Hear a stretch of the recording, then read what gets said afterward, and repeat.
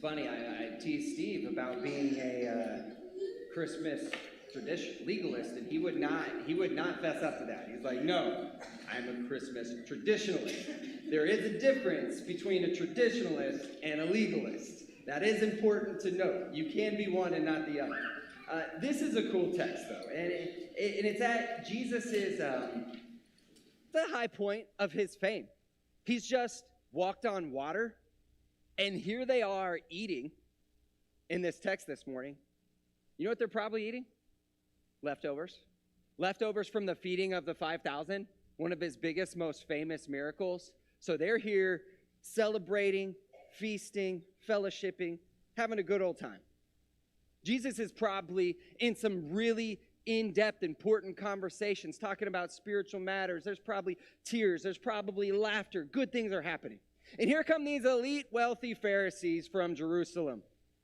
And they're here to learn from Jesus. But we all know what they're really here to do. They're here to investigate Jesus. They're here to interrogate him. Really, they know, we've heard about this guy. He's kind of maybe stealing some of our followers. He kind of sounds like he's a threat. So they're there really to investigate him. Maybe try to trap him. Maybe kind of find something they're doing that's not right. You know, maybe they're actually like collecting all this money and kind of keeping it to themselves. Maybe this is kind of a hustle to them. Maybe one of the disciples like has a side chick.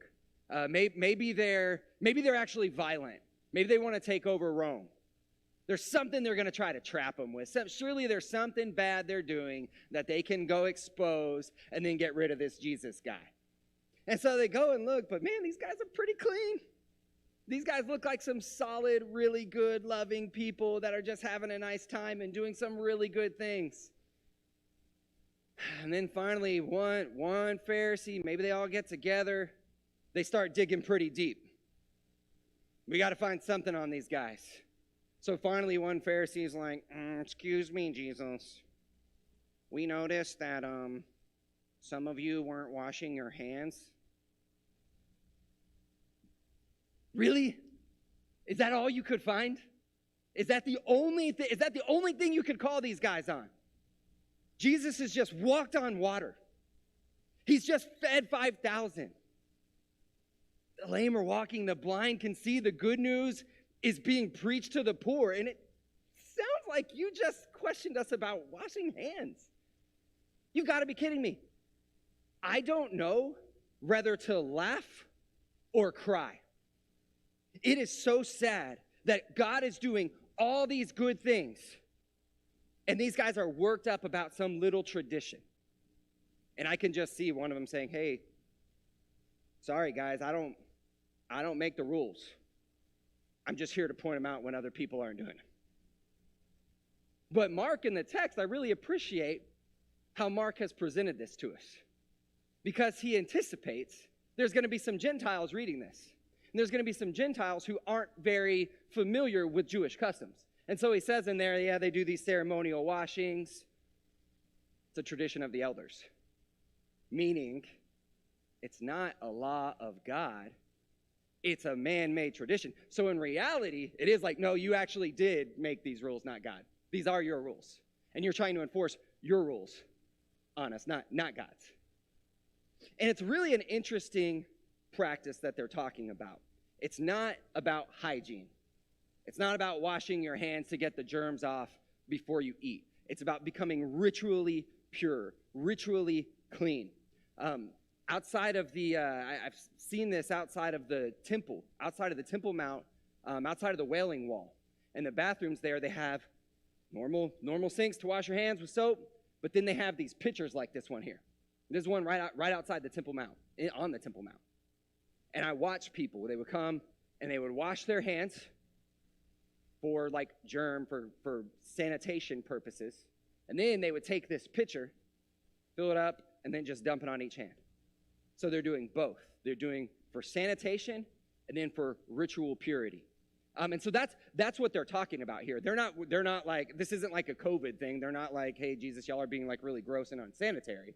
They're worried about the religious practice.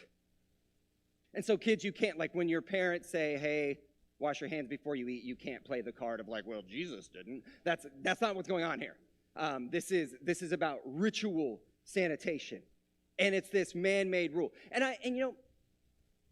this text is not saying man-made traditions are bad, because if they did, we would all be in trouble.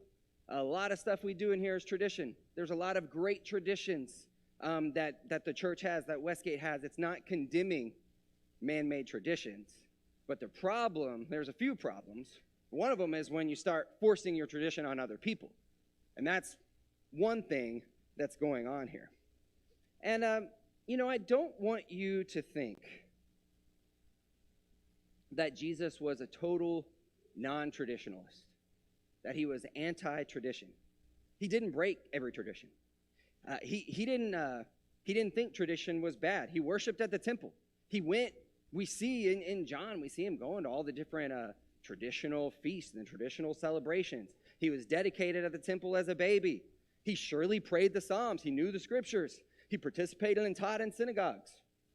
He was not anti-tradition. And I say that, one, because tradition is good, but I also don't want you to think that, like, Jesus was one of those buzzkills, right? Like, thinking about Christmas, there's always the tradition buzzkill, right? So on one side, you got the legalist who's like, we got to do all these traditions. And then you got the other guy on the other side who's like, I don't like looking at lights.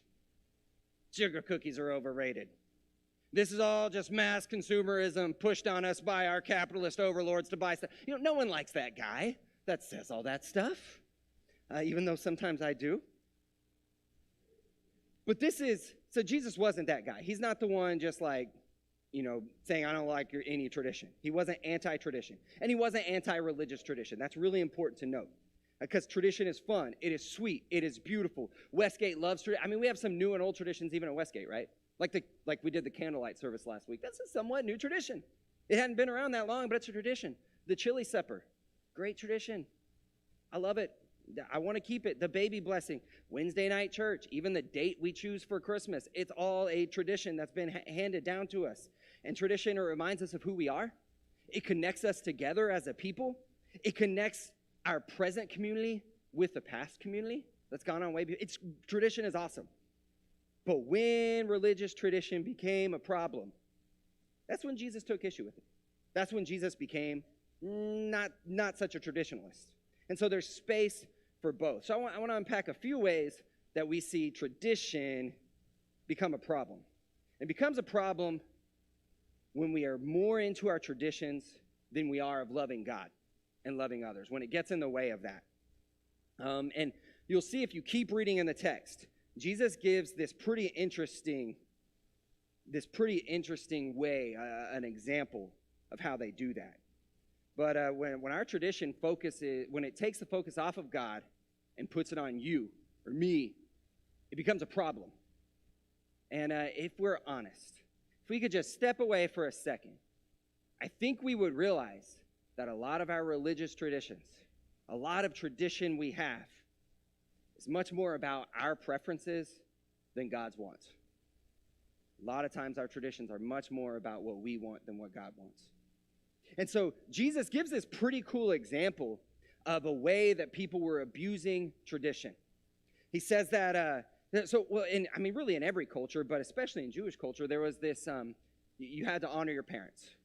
And part of honoring your parents was in their older age, you take care of them. Maybe they move, maybe you live in the house with them and you take care of them. You provide for them financially when they're not making money anymore. So it's really important to take care of your parents. It's a moral, holy, religious obligation.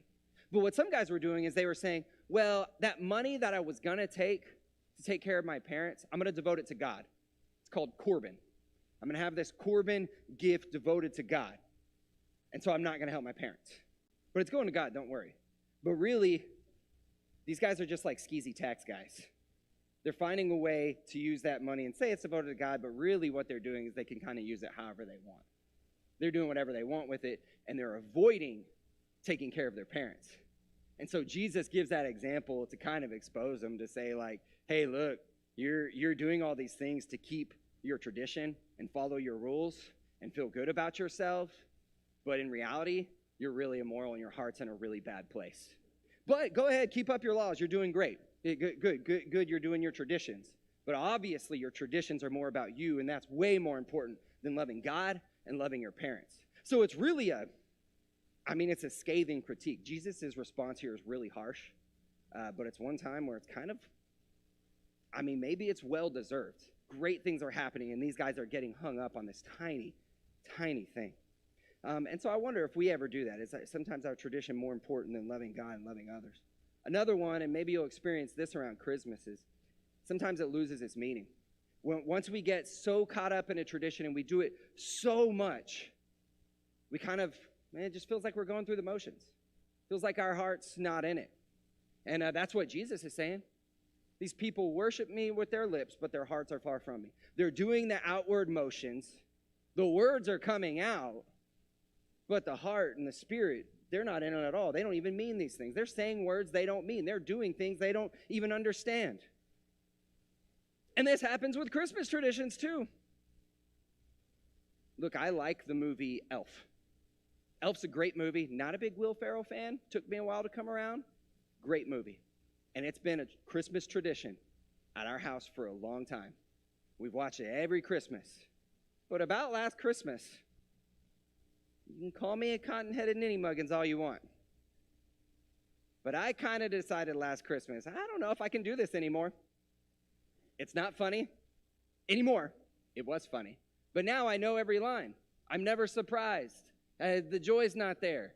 I feel bored. I feel almost like this hour and a half is a waste of my time because I have the whole movie memorized.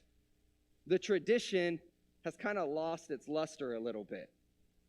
It's not, and so really here's what happens when we get caught up in traditions and they lose their meaning is when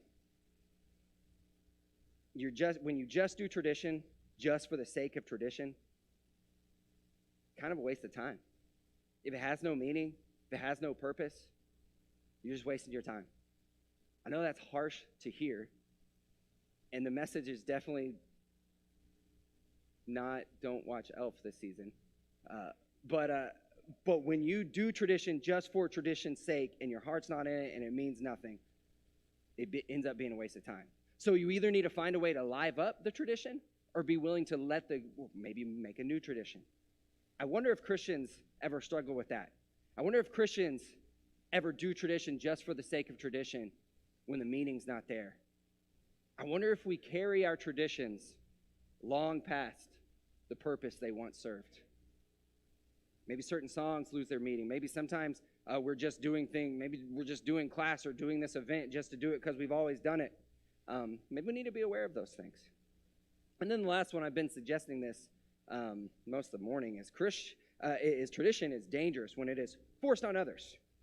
When you say, hey, this tradition, because when you say you have to do my tradition, it's forcing your tradition on others, and it's basically saying my tradition, my man-made tradition, is a law that you must follow. And that's when it becomes problematic. And again, kind of thinking of Christmas traditions, using an example of someone forcing their traditions on others. And I'm just going to speak for all the dudes in here. We're putting our foot down. We are not going to wear matching pajamas tomorrow morning. It will not happen. I actually kid. You know what? If you're one of those families who wants to wear matching pajamas, I'm not going to judge that. Because, one, I don't want to force my traditions on you, but I also don't want to sit here and critique your traditions. It's really a similar thing. So, power to you.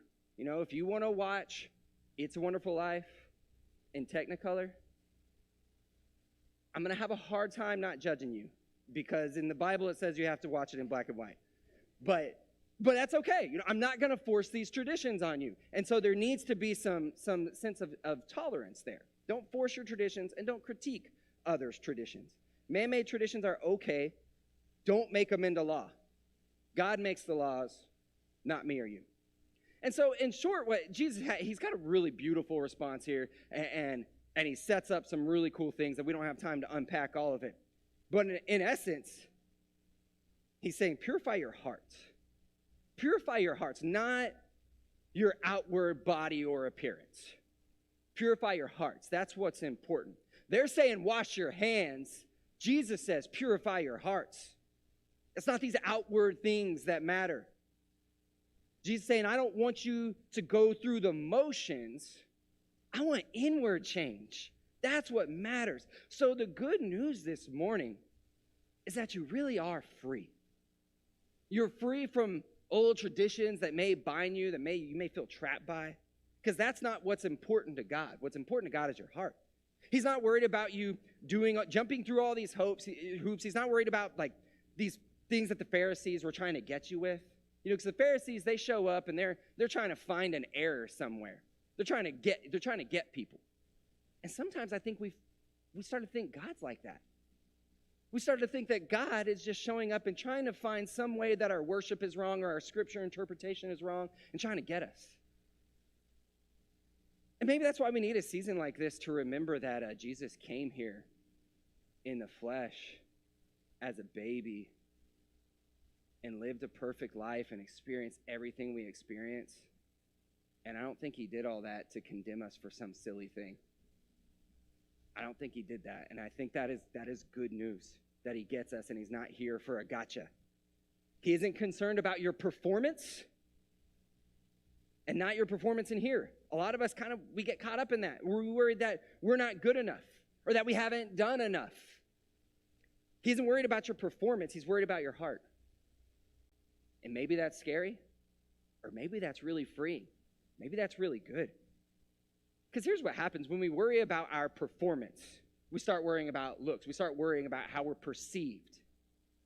And when we're worried about looks and how we're perceived, what are we tempted to do? We're tempted to fake it.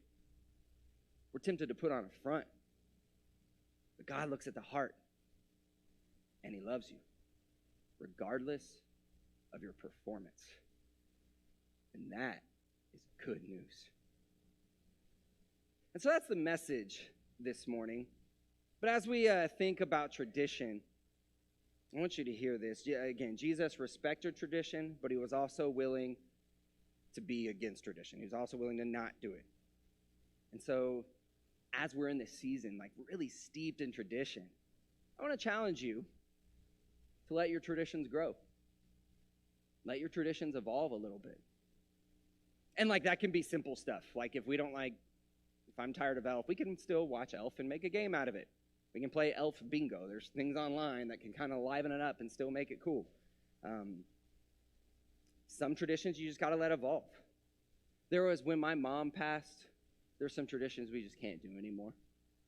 There was this thing we used to do where we'd go around and sing, and it was kind of her thing anyway. We were mostly doing it for her, but it's just too painful to go and try and sing in that way now with her being gone. And so one tradition that we've had since she's passed for the past few years at family gatherings, Thanksgiving and Christmas, we have a purple candle that we have up, and her favorite color is purple, and we light the candle and kind of remember her for a moment. And it's a new tradition that serves a purpose as we kind of deal with life without her and as we grieve. But this last Christmas, I just had Christmas with my family yesterday. We didn't light the candle. We didn't do anything with the candle. And I'm not sad about it. That's not a bad thing. Do you think for a moment that any of us forgot my mom? Do you think for a moment any of us have totally recovered from her loss? Never. But that was just a tradition. And it's a nice tradition and it's lovely. But it's not going to hurt who she is. And so we need to let our traditions evolve. The tradition of the candle and lighting it served a really nice purpose. But we don't have to do it forever. Maybe it's actually a good thing that we didn't have to light it. It's a good thing that we're moving forward in a new way. We'll never forget her. But it's good to move forward. It's good to let those change. And it's good to have tradition serve its purpose. And then maybe when the purpose is done, when we're not in that state of grieving anymore, we can move on to something different.